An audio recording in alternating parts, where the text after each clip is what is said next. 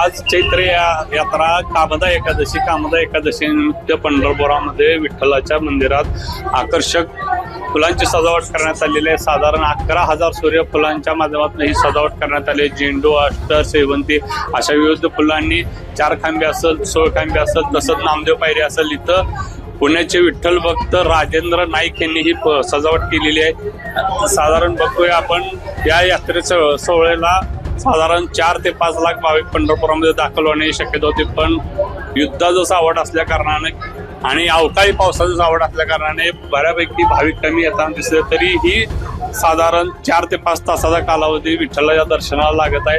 आपण पाहू शकतो विठ्ठला गाभारामध्ये आपण आहोत। विठ्ठलाला निळा अंगारका आणि पांढरे पितांबर चढवण्यात आलेले आहेत। तर अशा याच्यामध्ये विठ्ठलाचं रूप अधिकच फुलून दिसत आहे। आपण पाहू शकतो की पहाटे 4 वाजता मंदिर समितीच्या वतीनं प्रकाश महाराज जवंजाळ यांनी व संभाजी शिंदे यांनी शासकीय पूजा करून या सोहळ्याला सुरुवात केलेली आहे। पंढरपुरातून LS मराठीसाठी जगदीश डांगे।